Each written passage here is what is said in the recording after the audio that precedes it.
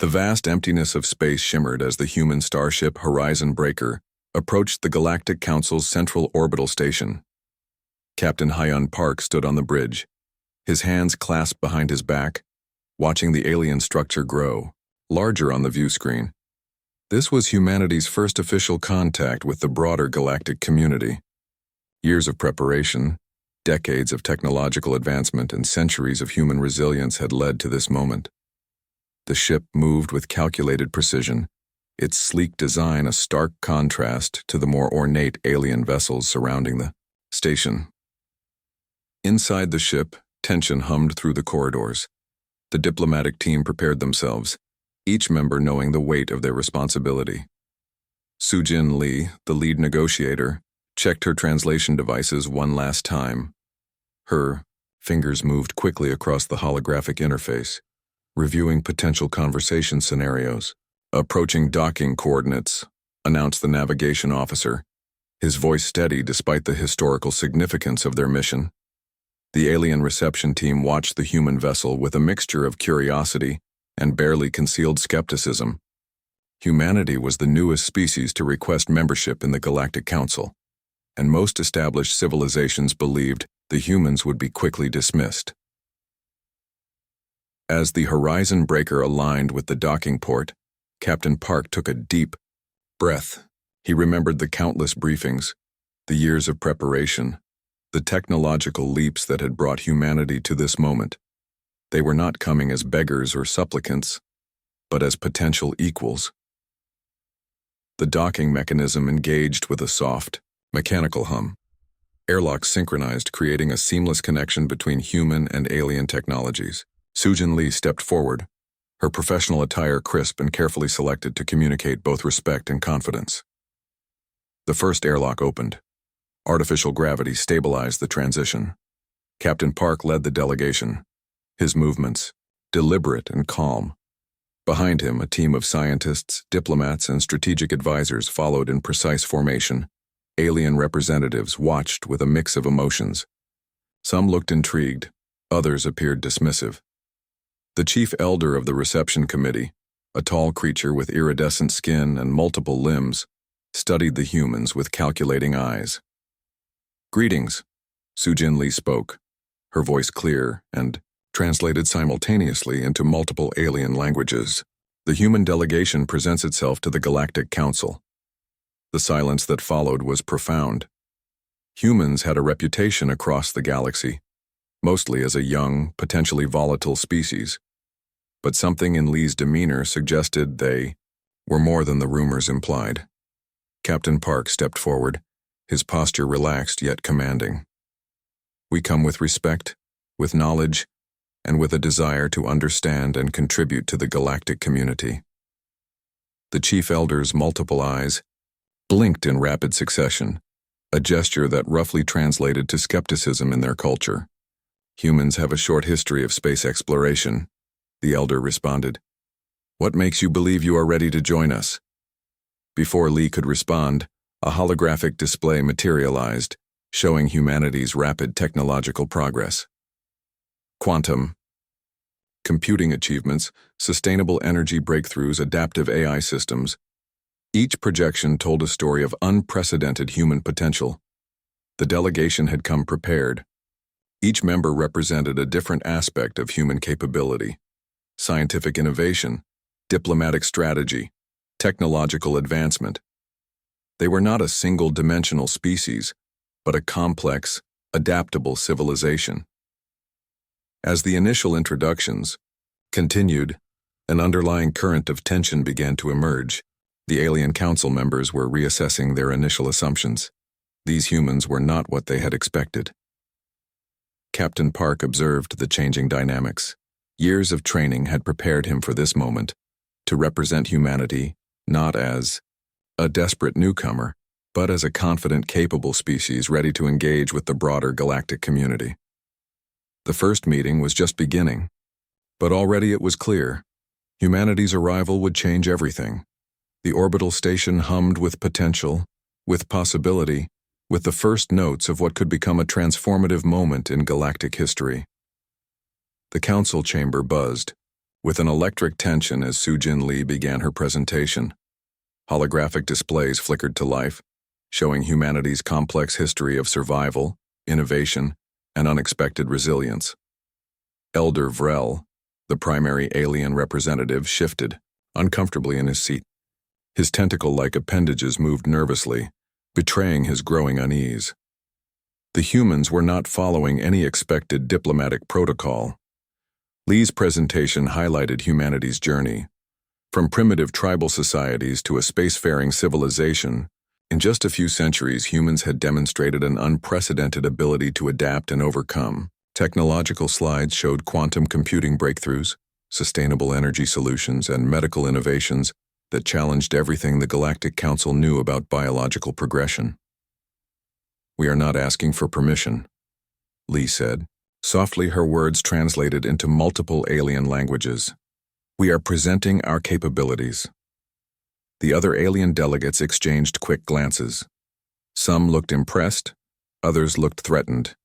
Humanity's rapid development was unlike anything they had seen before. A Corax representative, known for their strict technological hierarchies, interrupted. "Your species is young. How can you claim readiness for galactic cooperation, Captain?" Hyun Park stepped forward. His movements were calculated, his presence calm. "Readiness is not about age," he responded. "It's about potential." The chamber fell silent. Park's statement hung in the air, challenging centuries of established galactic thinking. Humans were proposing a radical new perspective on interstellar relationships. Dr. Kai Nakamura, the scientific advisor, activated another holographic display. It showed humanity's environmental restoration projects, technological adaptations, and complex social problem-solving strategies. Each image told a story of a species that refused to be limited by traditional boundaries. Elder Vrel's multiple eyes narrowed. The humans were presenting themselves not as a new, inexperienced species, but as a potential equal. This was unprecedented. Diplomatic tensions began to simmer. The alien council members started to divide into different camps. Some saw potential collaboration, others saw a potential threat. Humanity's unpredictability was both its greatest strength and its most dangerous characteristic. Sujin Lee continued her presentation, revealing humanity's unique approach to challenges. They showed multiple scenarios where human teams had solved complex problems through creativity, adaptability, and unexpected collaboration. "We do not seek to replace," Lee explained. "We seek to contribute." The words were simple, but their impact was profound. Humans were offering partnership, not conquest. They were suggesting a new model of galactic interaction that challenged existing power structures. A Xintar diplomat, known for their conservative approach, challenged Lee. "Your technological progress is suspicious. How can a species develop so quickly?" Park stepped forward again. "We adapt," he said simply. "Adaptation is our greatest skill." The chamber erupted in murmurs. Some alien representatives looked excited. Others looked terrified. Humanity represented something entirely new, a species that didn't follow expected evolutionary patterns. Dr. Nakamura's next slide showed human medical breakthroughs, genetic treatments, neural network innovations, sustainable biological enhancements. Each image demonstrated a species actively engineering its own future. Elder Vrel's tentacles twitched more rapidly. The humans were not just presenting technology. They were challenging fundamental assumptions about species development, technological progress, and galactic cooperation. The diplomatic tension continued to build. Each human presentation peeled back another layer of complexity, revealing a civilization that was anything but predictable. They were strategic, creative, and fundamentally different from any species the Galactic Council had encountered. As the presentation concluded, a strange silence filled the chamber. The alien delegates were processing what they had seen. Humanity had arrived, not as a newcomer seeking acceptance, but as a potential game changer. Captain Park looked around the chamber. He knew this was just the beginning. The real challenges were yet to come. The first day of humanity's galactic introduction was proving to be anything but ordinary.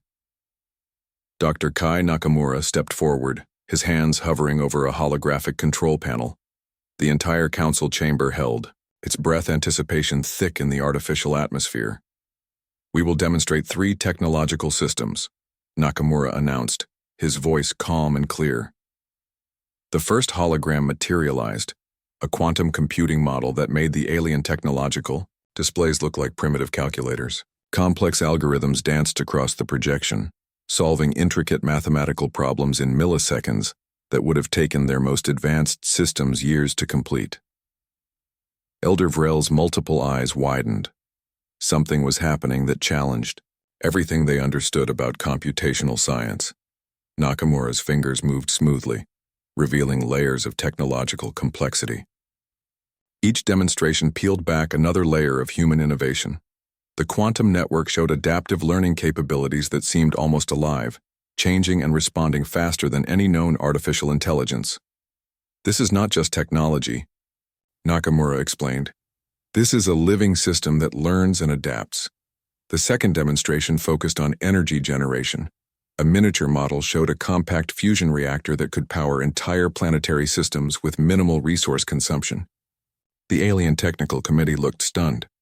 Humanity had solved energy challenges that had plagued galactic civilizations for centuries. Captain Hyun Park watched carefully. Every movement, every reaction was being analyzed. This was more than a technological presentation. This was a strategic communication. The energy projection showed remarkable efficiency, clean, sustainable, and incredibly compact. The alien delegates started whispering among themselves. Some looked excited, others looked deeply uncomfortable. Nakamura's final demonstration involved adaptive matter manipulation. A small metallic cube transformed before their eyes, reshaping itself into complex machinery, then returning to its original form. The molecular restructuring happened so smoothly that it seemed almost magical. "Adaptive material technology," Nakamura said simply, "capable of instant reconfiguration based on environmental needs." The Korak's technical representative leaned forward, his technological sensors working overtime to understand what they were witnessing. Humanity was showing capabilities that defied their current understanding of physics and engineering. Sujin. Lee stood beside Nakamura, her posture relaxed but alert. She understood this demonstration was about more than just technology. It was a statement of potential, of possibility. The alien council members started to divide. Some saw opportunity, others saw a potential threat. Humanity was presenting itself, not as a developing species, but as a potential equal, perhaps even a superior technological civilization. "Questions?" Nakamura invited, his voice steady. The chamber remained silent for several moments. The technological demonstration had fundamentally challenged their understanding of scientific progress. Elder Vrel's tentacles twitched nervously. The humans had just revealed capabilities that made most galactic technologies look primitive. This was not a typical first contact scenario. This was a potential technological revolution. Captain Park observed the reactions carefully. Each alien delegate's response was being mentally catalogued, analyzed. Humanity was playing a complex diplomatic game, using technology as its primary language of communication. The quantum computing model continued to solve complex problems, its algorithms dancing across the holographic display. It was almost like a living entity, adaptive and responsive in ways no one had thought possible. Dr. Nakamura allowed a small, controlled smile. They had prepared for this moment meticulously. Every demonstration was calculated, every reveal strategically planned. The energy reactor projection continued to spin, showing its incredible efficiency. Clean, sustainable, revolutionary. As the demonstration concluded, a profound silence filled the chamber. The alien delegates were processing what they had just witnessed. Humanity had not just presented technology. They had unveiled a new paradigm of scientific possibility. Something fundamental had changed in the Galactic Council that day. And everyone in the chamber knew it. I'll write a 800-word story about the psychological turning point using simple English and third-person perspective. I'll make it interesting while keeping the language basic and accessible. The psychological turning. Point Sarah stood at the edge of the cliff, looking down at the crashing waves below. The wind blew her hair wildly around her face. 3 months ago, her life had been perfect. Now, everything was broken. The accident had taken her husband and left her with a limp that doctors said would never fully heal. Her friends had slowly stopped calling. Her job had given her leave, but she knew they were hiring someone to replace her. Sarah felt empty inside, like a shell that once held something beautiful but was now just hollow. Every morning she woke up and thought about not getting out of bed. Every night she lay awake wondering why she should keep going. The pain pills helped her forget for a while, but they were running out and the doctor wouldn't give her more. Today she had driven to this cliff, a place she and Tom had visited on their first date. She had brought the last of her pills and a bottle of whiskey. She wasn't sure what she planned to do, but the edge of the cliff seemed to call to her. As she stood there, a small dog appeared from the trees behind her. It was dirty and thin, with matted fur and sad eyes. It limped toward her, whimpering softly. "Go away," Sarah said, not wanting company in this moment. The dog sat down a few feet from her and just looked at her. Its front paw was clearly hurt, and it held it up off the ground. "I said go away," Sarah repeated louder this time. The dog didn't move. It just watched her with those sad eyes that somehow seemed to understand her pain. Sarah sighed and turned back to the cliff, but now she was aware of the dog watching her. She glanced back at it. "Are you hurt too?" she asked softly. The dog whimpered again. Sarah felt a tiny spark of something in her chest. It wasn't happiness or hope, just a small connection to another, living thing that was suffering. Slowly, she moved away from the edge and knelt beside the dog. Its paw had a deep cut, possibly from broken glass or a sharp rock. "You need help," she said, reaching out carefully. The dog let her touch its head. Sarah found herself picking up the small animal. It weighed almost nothing. She carried it back to her car, forgetting the pills and whiskey she had left near the cliff edge. At the vet, they told her the dog was a stray, probably abandoned. Its paw needed stitches, and it was malnourished, but would recover. "Will you take him?" the vet asked. "He seems to trust you." Sarah started to say no, but then looked at the dog's eyes again. Something changed inside her. A tiny crack appeared in the wall of grief she had built. "Yes," she said, surprising herself. "I'll take him." She named the dog Chance. Every morning she had to get out of bed to feed him. Every evening she had to walk him, even when her leg hurt badly. When she cried at night, he would curl up next to her, his warmth a small comfort. One day, while walking Chance in the park, she met an older man with a similar limp who was walking his own dog. "War injury," he explained when he caught her looking. "Afghanistan, 10 years ago. Car accident," she said, 4 months ago. They walked together, talking about pain and healing and the strange comfort of having a creature that depended on you. The next week, she went back to the park and saw him again. His name was Michael, and he ran a small support group for people dealing with chronic pain. "You should come," he said. "We just talk. Sometimes it helps." Sarah almost said no, but then Chance wagged his tail at Michael's dog, and she found herself saying, "Maybe." 3 days later, she went to the meeting. 6 people sat in a circle sharing their stories. Sarah didn't speak that first time, but she listened. These people were living with pain, some worse than hers, but they were living. After a month of meetings, Sarah applied for a part-time job at a local bookstore. After 2 months, she invited the group to her house for dinner. After 3 months, she realized she hadn't thought about the cliff for weeks. The pain in her leg didn't go away. The grief for Tom didn't disappear. But something had changed inside her. Where there had once been only darkness, now there was a small light. It wasn't happiness exactly, but it was a reason to keep going. As Sarah watched Chance playing in her small backyard, she realized that sometimes saving someone else is how you save yourself. The turning point hadn't been dramatic or sudden.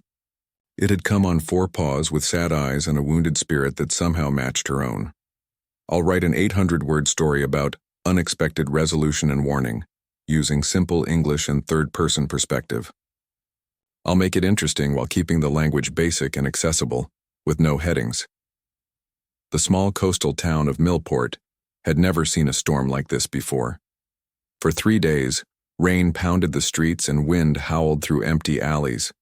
Most residents had evacuated inland, but Jacob Miller remained. His small boat repair shop sat near the harbor, and he refused to abandon it to the storm. On the third night, as lightning cracked the sky, Jacob heard a pounding at his door. He opened it to find a stranger, a tall woman with dark hair plastered to her face by the rain. "Please," she said, "I need help." Against his better judgment, Jacob let her in. She introduced herself as Elena and claimed her car had broken down a mile away. She needed shelter until the storm passed. Jacob made her tea and gave her dry clothes that had belonged to his late wife. There was something odd about Elena. She asked too many questions about the town, about the harbor, about the old lighthouse that stood abandoned at the edge of the cliff. "Why stay here?" she asked. "Everyone else left." "This shop is all I have," Jacob said simply. "My father built it. I promised him I'd never leave it." Elena studied him with eyes that seemed too knowing. "Some promises shouldn't be kept," she said. That night, Jacob woke to find Elena gone from the couch where she'd been sleeping. Outside, the storm had reached its peak. Trees bent nearly double in the wind. Through the window, Jacob saw a light moving toward the old lighthouse, a flashlight bobbing in the darkness. Jacob grabbed his raincoat and followed. The wind nearly knocked him off his feet several times. By the time he reached the lighthouse, he was soaked through. The old door hung open, banging against the wall with each gust of wind. Inside, he found Elena climbing the spiral staircase, her flashlight beam dancing ahead of her.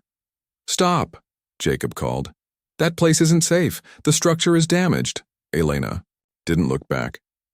Jacob followed her up the stairs, his heart pounding. At the top, the glass room that once housed the light was shattered on one side.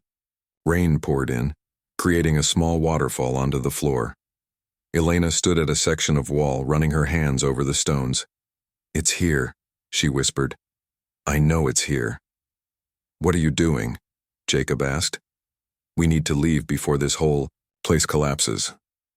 Elena turned to him, her eyes wild with excitement. "Don't you know what's hidden here? The town records from 1897? The real reason this lighthouse was abandoned?" Jacob shook his head.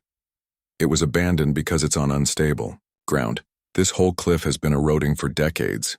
Elena laughed. "That's what they want everyone to believe." Her fingers found a loose stone and she pulled it free.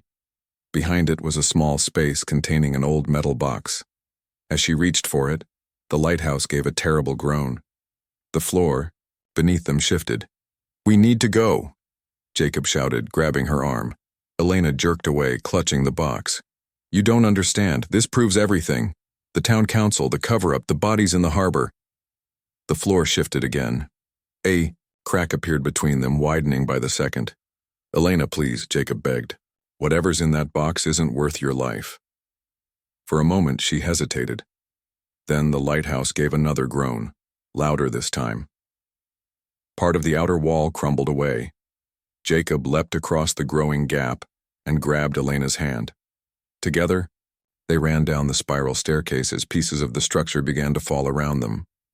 They burst through the door just as the top of the lighthouse collapsed with a thunderous crash. In the safety of Jacob's shop, Elena opened the metal box. Inside was a journal and several old photographs. As Jacob made coffee to warm them, Elena read aloud from the journal, the confession of the lighthouse keeper who had discovered that the town's founding families had murdered shipwreck survivors and stolen their belongings a century ago. "My great-grandmother was on one of those ships," Elena explained. "She survived but was killed later. My family has been searching for proof for generations." Jacob stared at her. "So you came here during a deadly storm, risked both our lives for revenge?" Elena shook her head. "Not revenge, justice, and a warning." She placed a photograph on the table. It showed a group of men standing proudly beside the lighthouse. 3 of those men's descendants are on the current town council. History repeats when we don't face it. By morning, the storm had passed. Elena left with the metal box, promising to return when she had presented the evidence to authorities. After she left, Jacob walked to the cliff. The lighthouse was gone completely, as if it had never existed. He wondered if Elena would really return, or if she too would disappear like the lighthouse. Some truths, Jacob thought, were like the eroding cliff, dangerous to approach but impossible to ignore forever.